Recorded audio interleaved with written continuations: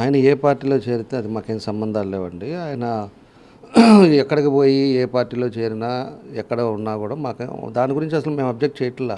కాబట్టి మేము చెప్పేది ఏంటంటే, నువ్వు ఏ పార్టీకైనా వెళ్ళు, నిన్నైతే ఎవరు కాపాడలేరు. నువ్వు చేసిన పాపాలు, నువ్వు చేసిన ఇబ్బందులు, ఎన్ని కుటుంబాలు ఎంతమంది బాధపడ్డారో ఖచ్చితంగా అవన్నీ కూడా మేము తీస్తాం, మేము చేసుకుంటాం.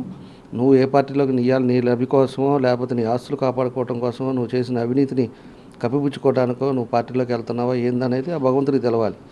కాబట్టి నువ్వు ఏడున్నా కూడా నిన్ను మాత్రం ఖచ్చితంగా కూడా చేసిన పాపాలు మాత్రం వదిలిపెట్టే ప్రసక్తి లేదని చెప్పాము మేము. పవన్ కళ్యాణ్ గారు ఇలాంటి వ్యక్తిని ఎందుకు చేర్చుకోవాల్సి వస్తుంది?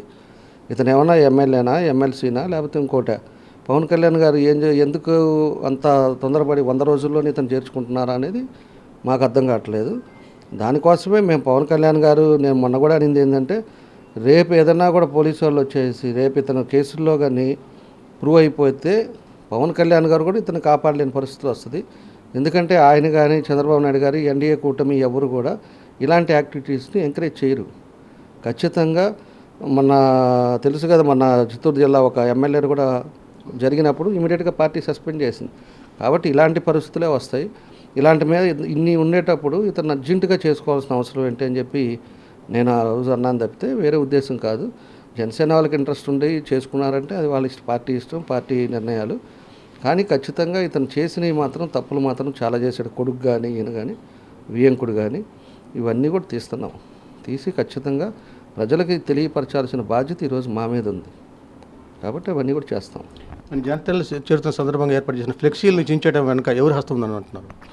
ఫ్లెక్సీలు చించిందంటే అండి, ఫస్ట్ సారి కట్టినప్పుడు నా ఫోటో వేసి కట్టినప్పుడు తెలుగుదేశం కార్యకర్తలు ఓర్చుకోలేకపోయారు. ఎందుకంటే మమ్మల్ని ఇంత ఇబ్బంది పెట్టారు, మమ్మల్ని ఇంత రకంగా చేస్తే మళ్ళీ మాకు తీసుకొచ్చేసి మా నాయకుడిని తీసుకొచ్చేసి ఆ ఫ్లెక్సీలో వేయటం ఎంతవరకు కరెక్ట్ అని చెప్పేసి వాళ్ళంతా కూడా తీపిచ్చేశారు. రెండోసారి ఫ్లెక్సీలు చించింది అయితే మాకు అసలు తెలియని కూడా తెలియదు. అది ఎవరు గిట్టనోళ్ళో లేకపోతే అతనే ఏమన్నా వాళ్ళ మనుషుల చేత చింపించేసి అది కూడా పవన్ కళ్యాణ్ గారికి అన్ని ఫ్లెక్సీలు చించారని చెప్పుకోవడానికి చేస్తున్నాడో ఏందనేది ఆ భగవంతుడికి తెలవాలి. నేను ఎస్పీ గారి దగ్గర కూడా పోయారు కాబట్టి నేను ఎస్పీ గారిని కానీ ఎవరినైనా కొనుక్కునేది ఎప్పుడు కూడా ఈ సీసీ కెమెరాలు ఇవన్నీ ఉన్నాయి కాబట్టి ఎవరున్నా కూడా చర్య తీసుకోవాల్సిన అవసరాలు ఉంటాయి. ఇలాంటి పరిస్థితి, ఇలాంటి సంస్కారం మంచిది కాదు. వాళ్ళు కట్టుకుంది చించి చేసుకునే మనం పోయి మనుషులను పంపి చేసే అంత మనస్తత్వం కానీ అలాంటి యాక్టివిటీ కానీ నాకైతే లేదు. ఎన్నికల ముందు జరిగినటువంటి గొడవల సందర్భంగా ఏర్పడిన కేసుల్లో ఇప్పుడు బాలినేని అర్జునులు ఎవరైతే ఉన్నారో వాళ్ళ మొత్తాన్ని కూడా అరెస్ట్ చేస్తున్నారు. కొంతమంది హత్యాయత్నం కేసులు కూడా పెడుతున్నారు. ఇప్పుడు ఇదే దూకుడిని మీరు ఇంకా ప్రదర్శిస్తారా? బాలినేని శ్రీనివాసరెడ్డి, ఆయన కొడుకు, మిగతా వాళ్ళు ఉన్నటువంటి వాళ్ళపైన కూడా ఇదే విధంగా కేసులు పెట్టి అరెస్ట్ చేయాలని చెప్పి మీరు డిమాండ్ చేస్తారా?